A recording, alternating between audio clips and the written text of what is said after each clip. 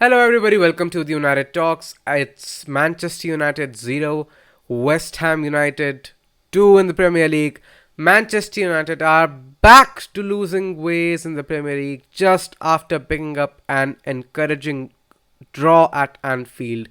Manchester United are back to square one. It's the same cycle again. One good match. The fans think the team will build from here, and the team goes back to the shit game, back to no style of play, back to take back to draining the fans' patience, back to being one of the worst top six sides in England. I mean, it's the same thing all over again. Today there was no style of play, there was no intent. It appeared to be the case that there was no plan of action. The midfield for today's game was always appearing to be sketchy with McTominay starting. He is not a midfielder.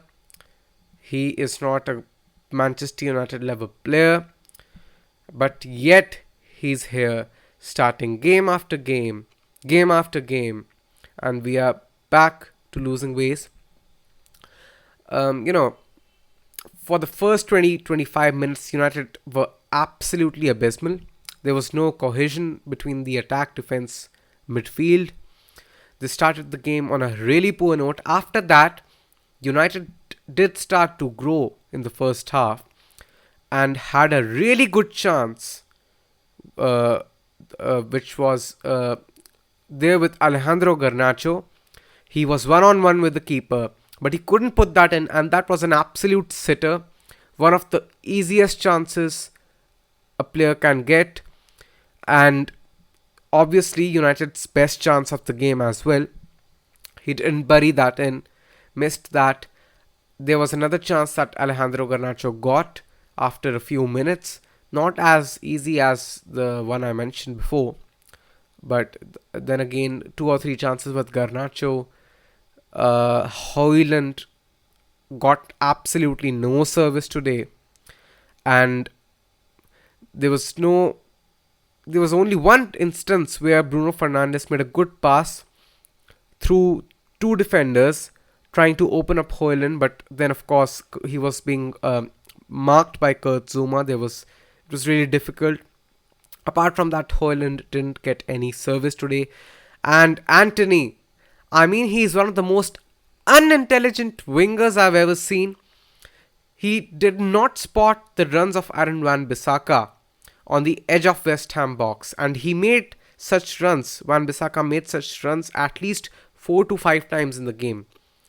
Yet Anthony did not spot even one of those runs. Instead, he made a side pass to Scott McTominay. So he's an unintelligent winger who does not spot runs, who doesn't cross the ball, who only makes side passes, and most of them are loose passes. I remember in the first half, at least two or three attacks got ended because of Anthony making either a loose pass or Anthony not holding up to the ball, giving up possession in silly areas. One of the times he gave up the ball, it resulted in a decent counter attack for which he didn't even bother to chase the player and make a run. He made a lazy sliding tackle, which of course the West Ham player did not get affected by and continued making those runs. So Anthony should have been on the bench today, and Facundo Pellistri should have been starting in place of him. That's what I think. And for Scott McTominay, as I mentioned before, he didn't do anything productive, effective all game as well. No good passes, no positioning sense. He shouldn't have started today. With Christian Eriksen being back from injury, I think he should have started the game. He would have done a better job than Scott McTominay, for sure. Kobe Mainu was good today, but for the second goal, it was his fault. He slipped, and Lucas Paqueta made the best out of it, gave the ball to Mohammad Kudus, who should have been stopped by the two centre backs, uh, Johnny Evans and Kamvala, a 19-year-old youth player making his debut for Manchester United.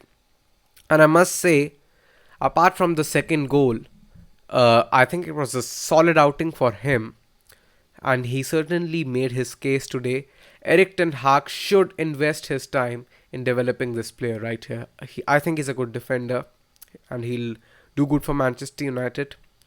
But coming back to the second goal that United conceded, Johnny Evans and Kamvala were both on Kudus.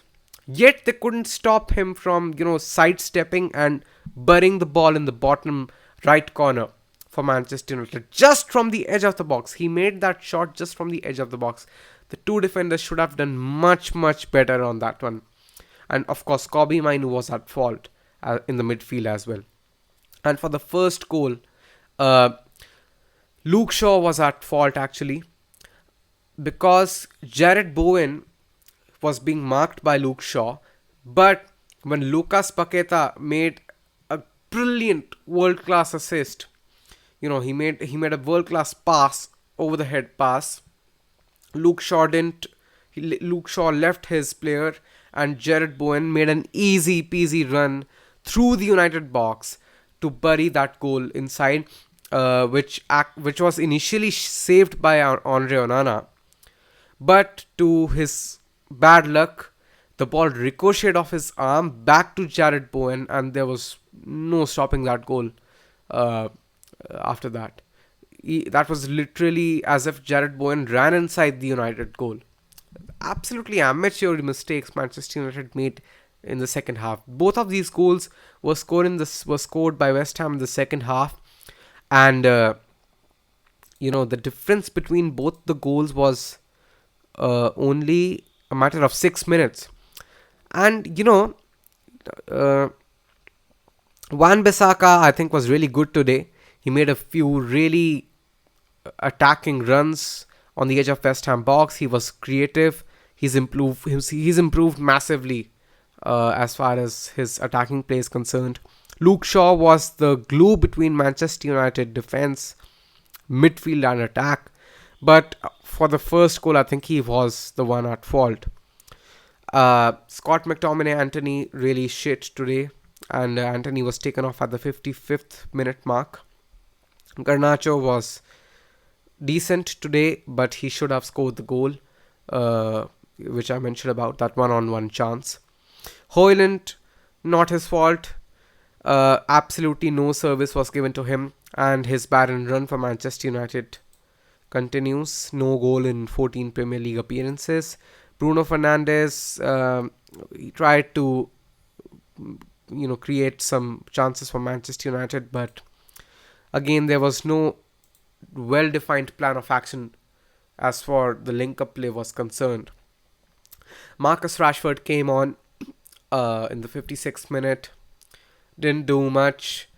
He made a wild attempt at goal in the 80th minute when Manchester United were 2-0 down. Tried to penetrate the West Ham defense, didn't work. Didn't really have an impact on the game. Christian Eriksen did not have an impact on the game. No substitute today. Sergio Reguilon, no one really made an impact on the game. And United went down and out and dusted out of the game as soon as they conceded the first goal. And this is something which is really bugging me off this season. The mentality is really bugging me off. United can just not stand being behind in a game. After conceding a goal, a team of United's stature is actually expected to go out and make a comeback. But we really just, in our minds, we already lose the game when we concede the first goal, and this is really hurting us this season. It's really hurt us in the Champions League. It's hurting us in the Premier League. Now, Manchester United are 10th in the Premier League table, 9 wins, 1 draw, and 8 losses. West Ham, with this win, have gone up to the 6th position, 2 points ahead of us. And this is the first time David Moyes has managed to defeat Manchester United after being sacked as United manager in 2013. Uh, as far as the stats of the game are concerned, United had the chunk of possession today. 66% possession United had overall in the game, especially in the second half, but none of that possession was actually productive in any sense. United did not have a single shot on target in the second half. Only 3 shots on target the whole game, 11 shots overall. And of those 3 shots, only one was actually a proper attempt on goal, which was by Alejandro Garnacho, the one-on-one chance. The other 2 were just uh, deflected shots, which handed in the hands of goalkeeper. Pass accuracy 85%. Of course, Manchester United made a lot of passes, but most of them were side passes. None of the passes really managed to unlock the West Ham defense. On the other hand, it was West Ham who managed to unlock the United defense in the second half. They made a great attacking goal. The second one. The first goal was a world class positioning play by Jared Bowen and Lucas Paqueta. Um, Obviously, not a good game at all. Nothing positive to take from this game apart from a good debut by Kamvala. Uh, United must bounce back. United face Aston Villa on 26th of December and must end that game at Old Trafford on a high, get a good result before the winter break begins. So, United have to wake up this season. Half of the season has gone. The other half depends on what Manchester United do in the Premier League. So, United have to really gear up with many players coming back into the team after the winter break ends. United must get going, and that must start against Aston Villa on the 26th of December. So, let's just hope United get their gears up, and I'll leave you on that note. Cheers.